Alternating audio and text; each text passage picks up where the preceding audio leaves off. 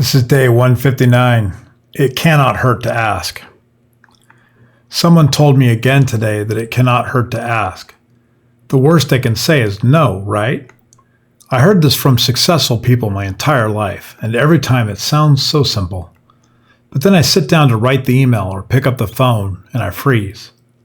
If it cannot hurt to ask, then why does it feel so hard? Because the phrase is only logically true. It is not emotionally true. On paper, asking costs nothing. You type a few sentences, you hit send, and wait. But in reality, asking risks something very real.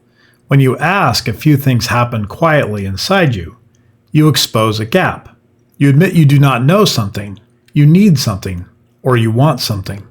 You risk rejection. Someone could say no, or worse, ignore you entirely. You give up control.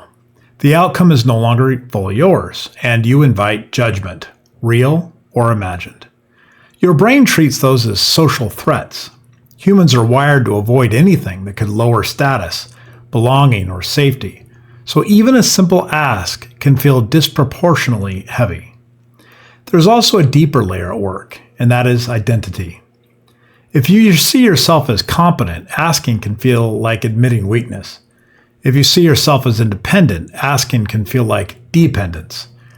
If you see yourself as respected, asking can feel like risking that respect. The resistance is not about the ask itself. It is about what the ask might say about you. That is why it feels hard. Here's the strange part. Most people respect others who ask clearly and confidently. But internally, we assume the opposite. We assume that asking diminishes us. So you end up with this gap. Reality says asking often creates opportunity. Perception says asking feels like risk. And that tension is exactly where growth tends to happen. The resistance is not about the ask itself.